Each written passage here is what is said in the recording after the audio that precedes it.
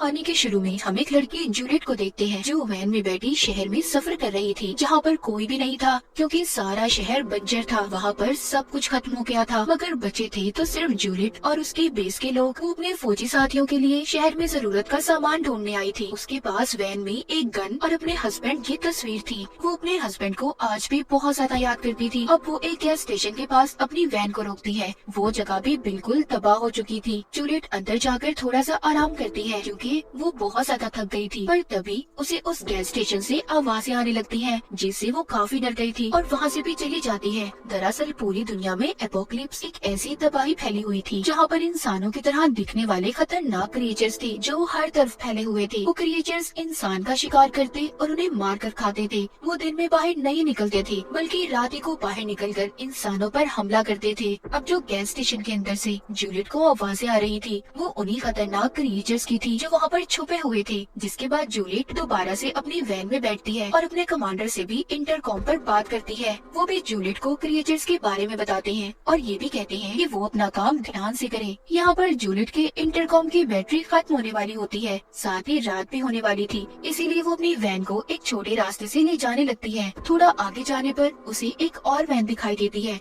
जहाँ पर एक आदमी जख्मी हालत में था। वो जाकर जब उसे देखती है तो वो जूलियट को बताता है कि कल रात मेरे ऊपर एक क्रिएचर ने हमला किया, उसी ने मेरा ऐसा हाल कर दिया है। मैंने उसे अपनी वैन में बंद किया हुआ है, पर वो आदमी बहुत ज्यादा दर्द में था, इसीलिए वो जूलियट को खुद को मारने का कहता है क्योंकि उस आदमी से दर्द बर्दाश्त नहीं हो रहा था। जिसके बाद वो उस जख्मी आदमी की वैन में जाकर उस क्रिएचर को मार देती है और जरूरत का सामान लेकर बाहर आ जाती है। बाहर वो आदमी भी मर गया था। अब बस रात भी होने वाली थी, इसलिए जूलियट जल्दी से अपनी वैन में बैठकर अपनी बेस की तरफ जाने लगती है। जब वो जा रही थी तो रास्ते में वो अपने हस्बैंड जैक की तस्वीर को देखते हुए उसका ध्यान भटक जाता है और उसकी वैन का एक्सीडेंट हो जाता है। तो साथ ही यहाँ से कहानी जाती है पास्ट में, जब सब कुछ ठीक था, जब दुनिया ऐसी नहीं थी। जूलियट को हम एक आर्ट गैलरी में देखते हैं जहाँ पर वो पेंटिंग्स को देख रही थी। वहीं पर वो जैक से पहली बार मिली थी जो उस आर्ट गैलरी का मालिक था। आकर जैक उससे पूछता है क्या तुम्हें वो पेंटिंग पसंद आई, जिस पर वो कहती है हाँ शायद, क्योंकि जूलियट यहाँ पर किसी पेंटिंग को देखने नहीं बल्कि वो तो यहाँ पर फ्री का खाने पीने के लिए आई थी। जैक भी उसकी बातों से समझ गया था कि उसे पेंटिंग्स के बारे में कुछ भी नहीं पता। वो उससे कहती है कि बाहर बारिश हो रही थी, मैं तो बस इसलिए यहाँ पर आई थी। पर जैक उसकी बातें सुनकर कहता है मैं जानता हूँ तुम्हें यहाँ पर गॉड ने भेजा है क्योंकि वो हमें मिलाना चाहते हैं। जिसके बाद वो जूलियट को एक पेंटिंग दिखाता है जिसमें काफी अजीब शक्ल बनी हुई थी। वो कहता है इसे देखो, ये देखकर तुम्हें ऐसा लग रहा होगा कि ये कितनी बुरी है, पर मेरा कहना ये है इसे गौर से देखो। तुम इसकी ऐसी शक्ल पर मत जाओ बल्कि ये देखो इसे कितने खूबसूरत तरीके से बनाया गया है। यानी कि जैक उसे यहाँ पर इंसान की अंदरूनी खूबसूरती के बारे में समझा रहा था। अब अगले दिन जैक जूलियट से फिर मिलता है और उसे अपने घर ले जाता है। घर देखकर हैरान हो गई थी क्योंकि उसका घर बहुत बड़ा और खूबसूरत था। वो दोनों बैठकर बहुत बातें करते हैं जहाँ पर उन्हें पता चलता है कि उन दोनों के माँ बाप नहीं थे। लेकिन थोड़ी देर बाद जूलियट को कुछ अजीब महसूस होता है और वो जाने लगती है क्योंकि उसे जैक का इतना अच्छा रवैया देखकर उस पर शक हो रहा था, इसीलिए वो उसके घर से चली जाती है। जिसके बाद कुछ दिन बाद का सीन दिखाया जाता है। जैक जूलियट को एक बार में देखता है, उसके साथ एक बूढ़ा आदमी था। जैक को ये देखकर बिल्कुल भी अच्छा नहीं लगता। उसे ये जानकर तो और भी ज्यादा बुरा लगता है कि जूलियट ऐसे बुरे लोगों के साथ वह सिर्फ पैसे लेने के लिए गुजारती है, इसीलिए वो अब उसका पीछा करता है। वो उसके घर तक आ गया था पर वो देखता है कि कुछ गुंडे जूलियट को तंग कर रहे थे क्योंकि उसने उनके घर का किराया नहीं दिया था। तो ये सब देखकर जैक उसकी मदद करता है, घर के मालिक को किराया देता है और जूलियट से कहता है कि मैं तुम्हारी मदद कर सकता हूँ अगर तुम चाहो तो। पर वो उसकी कोई बात नहीं सुनती और उल्टा गुस्से में उसे अपने घर से जाने का कहती है। काफी दिन ऐसे ही गुजर जाते हैं। एक दिन जूलियट खुद ही जैक के घर आती है। उसकी हालत बहुत खराब थी, वो बहुत जख्मी थी। ये हालत उसकी उन्हीं गुंडों ने की थी जिनसे पहले जैक ने इसे बचाया था। जैक जब उसकी ऐसी हालत देखता है तो काफी परेशान हो जाता है। फिर वो उसके जख्मों को साफ करता है और उसका काफी ख्याल भी रखता है। जूलियट ये बात नहीं जानती थी कि जैक उससे कितना प्यार करता है, इसीलिए तो वो उसका इतना ख्याल रख रहा था। यहाँ पर हमें जूलियट के बारे में एक और बात पता चलती है कि वो नशा भी किया करती थी। अब जब वो बिल्कुल ठीक हो जाती है तो दोबारा नशा करने के लिए बाहर जा रही थी। जैक उसको रोकता है कि ऐसा मत करो, जिस पर उसे बहुत गुस्सा आता है और घर की चीजों को भी फेंकने लगती है। तभी जैक उसको गले लगाकर शांत करता है। वो उसकी नशे की हालत को छुड़वाना चाहता था,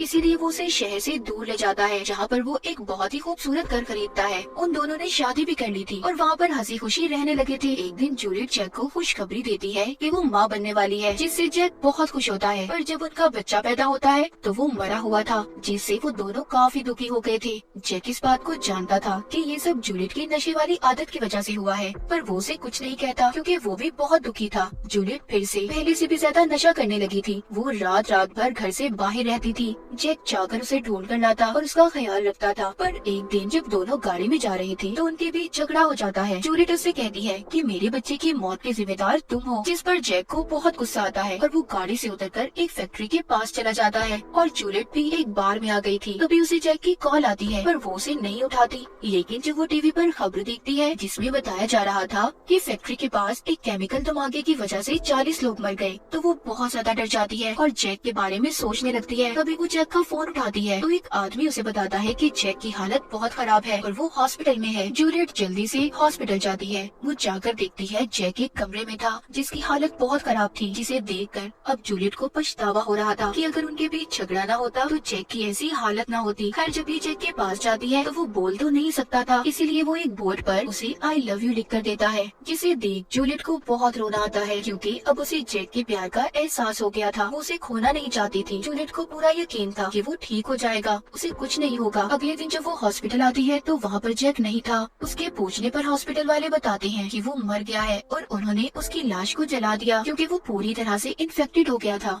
ये सुनकर तो जूलियट अब टूट चुकी थी। वो उसके मरने के बाद जैक की बहुत सी यादों को याद करती है। जैक के जाने के बाद जूलियट अब फिर से बिल्कुल अकेली हो चुकी थी। जिसके बाद हम कहानी को दोबारा से प्रेजेंट में देखते हैं, जहाँ पर जूलियट की वैन का एक्सीडेंट हुआ था। अब आहिस्ता आहिस्ता उसे होश आता है। उसकी टांग वैन में फंसी हुई थी। वो हिलने की कोशिश करती है मगर हिल नहीं पाती। तभी वो अपनी गन को देखती है जो वैन से थोड़ा दूर पड़ी थी। वो एक तार के जरिए उसे अपनी तरफ खींचने की कोशिश करती है पर नहीं खींच पाती। अब वो अपनी टांग को जैसे तैसे कर बाहर निकालती है। उसकी टांग की हड्डी टूट चुकी थी जो अब बाहर निकल रही थी। वो उस पर शराब को डालकर हाथ से उसे अंदर करती है, जिससे उसे बहुत दर्द हो रहा था। पर उसने अपनी टांग पर अब पट्टी बांध ली थी। वो अपनी वैन में मौजूद रेडियो से अपने बेस पर राब्ता करने की भी कोशिश करती है, पर उसकी किसी से भी बात नहीं हो पाती। अब वो आहिस्ता आहिस्ता रेंगते हुए बाहर जाती है और जाकर अपनी गन उठा लेती है। तभी वहाँ पर उसके रेडियो के शोर से अजीब सा क्रिएचर आ गया था जो दिखने में बिल्कुल इंसान जैसा था। असल में ये जितने भी ऐसे क्रिएचर्स थे सब पहले इंसान थे, पर उस फैक्ट्री के केमिकल वाले धमाके की वजह से बचने वाले इंसान क्रिएचर्स में बदल गए, यानी वही धमाका जिसमें जैक की भी मौत हुई थी। जूलियट को तभी अपने रेडियो पर भी आवाज आती है। उसके बेस से कोई बोल रहा था, पर अब वो क्रिएचर भी उसकी तरफ आने लगा था क्योंकि रेडियो की आवाज उस क्रिएचर को जूलियट की तरफ खींच रही थी। तभी जूलियट उस रेडियो को अपनी वैन से दूर फेंकती है, जिससे वो क्रिएचर भी रेडियो के पास जाकर उसे उठाकर दूर फेंक देता है। जिसके बाद जूलियट कुछ ट्यूबलाइट्स को भी बाहर फेंकती है जिससे अंधेरे में देखा जा सकता था, ताकि उनकी मदद से रेडियो को ढूंढ सके। उसे रेडियो मिल तो जाता है पर साथ ही उसे क्रिएचर ने भी देख लिया था जो उसका पीछा करने लगता है, जिसे देखकर जूलियट दोबारा से अपनी वैन में आ जाती है और अपनी गन लेकर क्रिएचर का इंतजार करने लगती है।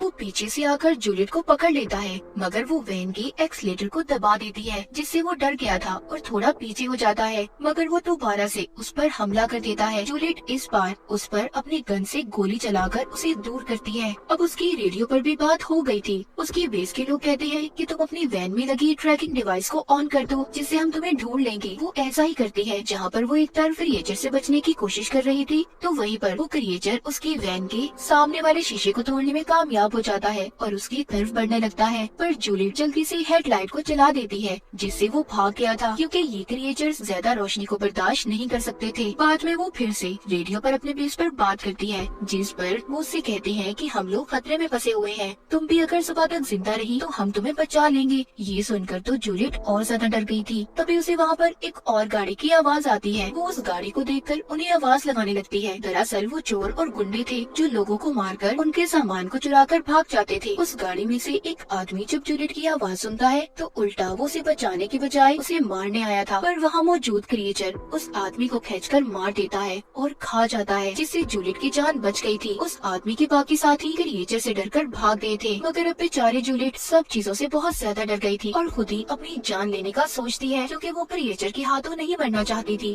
अब खैर वो हिम्मत करती है और वैन से बाहर आ जाती है। उसके पास पेट्रोल की कैन और फ्लेयर स्टिक्स थी। वो वैन से कुछ दूरी पर पेट्रोल कैन को रखकर फ्लेयर स्टिक्स में आग लगाती है। रोशनी देखकर क्रिएचर उसकी तरफ आने लगा था, तो उसके पास आते ही वो पेट्रोल कैन को शूट कर देती है, जिससे वहाँ पर बहुत बड़ा धमाका होता है। पर वो क्रिएचर अब भी उस धमाके से नहीं मरता। वो जूलियट को खींचकर उसे दूर फेंकता है, लेकिन इस बार जूलियट ने उस क्रिएचर को गोली मार दी थी, जिससे वो वहीं पर गिर जाता है और जूलियट भी वहीं पर लेट गई थी, क्योंकि वो जख्मी होने के साथ साथ बहुत ज्यादा थक भी गई थी। जब सुबह होती है तो वहाँ पर क्रिएचर को होश आ गया था। वो आहिस्ता आहिस्ता दोबारा जूलियट की तरफ बढ़ रहा था। वो उसे दोबारा से मारने के लिए गन उठाती है, पर इस बार उसकी गन में भी गोलियां खत्म हो गई थी। वो क्रिएचर उसके पास आकर उसे बिल्कुल वैसे ही हाथ लगाता है जैसे जैक उसे छुआ करता था। यहाँ पर हमें और जूलियट को ये बात पता चलती है कि जैक मरा नहीं था, बल्कि वो जिंदा था और क्रिएचर में बदल गया था। पूरा वक्त वो जूलियट के साथ था, जैसे वो उसकी हिफाजत कर रहा था। तभी जूलियट को जैक की वही पेंटिंग वाली बात याद आती है, जिसमें काफी अजीब शक्ल बनी हुई थी। इंसान की अंदरूनी खूबसूरती के बारे में समझा रहा था, जिसका मतलब उसे अब समझ आया था। साथ ही अब वो ये भी मान गई थी कि उन दोनों को किस्मत नहीं मिलाया था। वो अब जैक को बताती है कि वो भी उससे बहुत प्यार करती है। वो दोनों काफी दुखी हो गए थे, जिसके बाद आखिर में जूलियट खुद को और जैक को गोली मारकर मार देती है। उसने ऐसा शायद इसलिए किया क्योंकि जैक की ऐसी हालत का जिम्मेदार वो खुद को मानती थी, और जैक को उसने इस वजह से मारा। वो उसे ऐसी हालत में देखकर बहुत दुखी थी। वो नहीं चाहती थी कि जैक और किसी को भी नुकसान पहुंचाए। तो हमेशा अपने उन प्यारों का ख्याल रखें जो आपसे प्यार करते हैं। ये सर्वाइवल कहानी यहीं पर खत्म हो जाती है।